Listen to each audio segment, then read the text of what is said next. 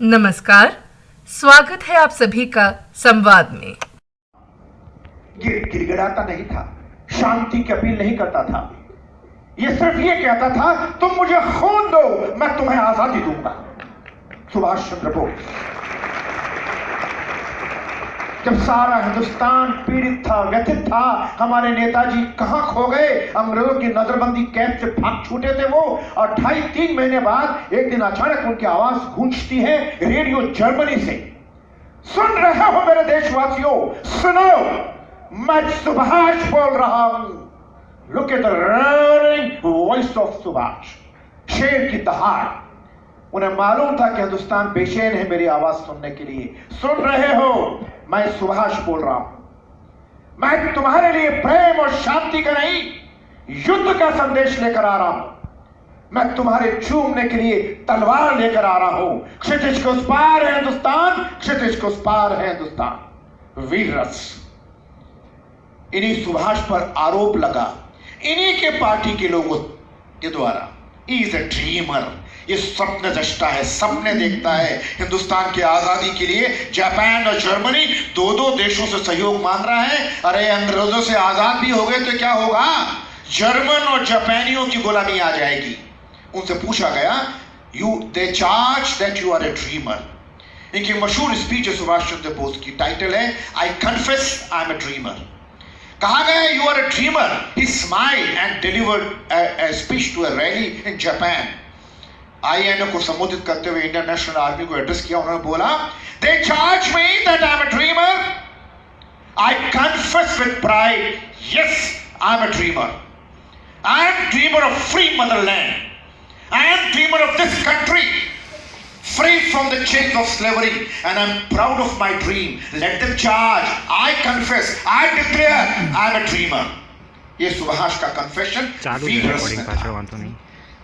देश का एक और सपूत हुआ जिसे एम्बेसडर ऑफ स्पिरिचुअलिटी कहा जाता है, अध्यात्म का दूत। 1893 शिकागो में अंतरराष्ट्रीय धर्म सम्मेलन हो रहा था और स्वामी विवेकानंद का प्रवेश पत्र खो गया था। After lot of request and recommendations he was permitted to come into the auditorium.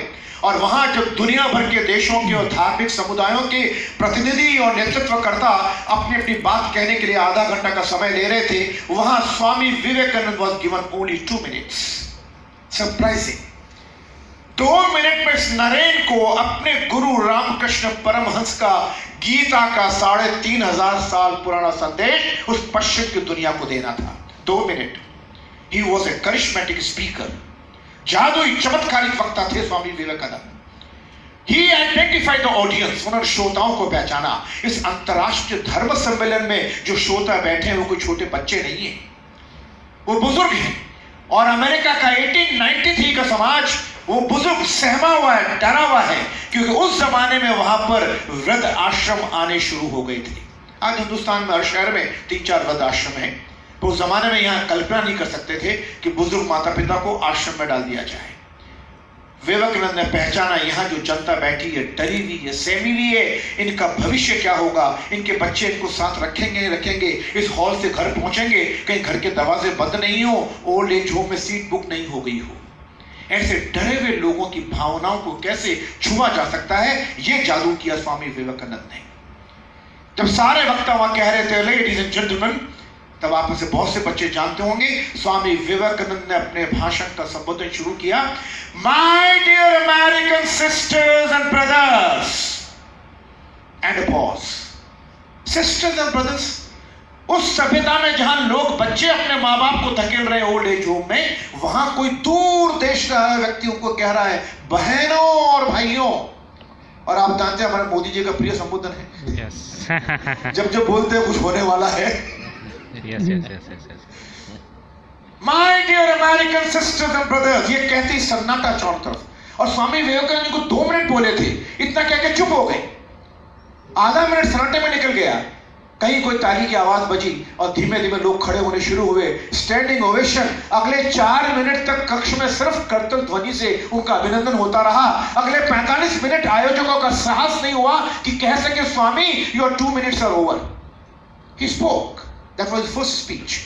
सिर्फ संबोधन, इतनी ताकत हो सकती है, सोचिए वक्त तुम्हें क्या ताकत हो सकती है।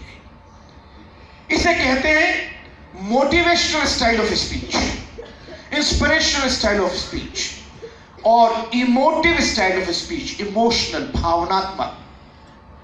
और जब भावनात्मक शैली को और इंटेंसिफाई कर दिया जाता है, घनीभूत कर दिया जाता है, इंटेंस कर दिया जाता है, ज्यादा इमोशनल बना दिया जाता है, तो यह बन जाती है प्रोवोकेटिव स्टाइल ऑफ स्पीच, भड़काऊ भाषण।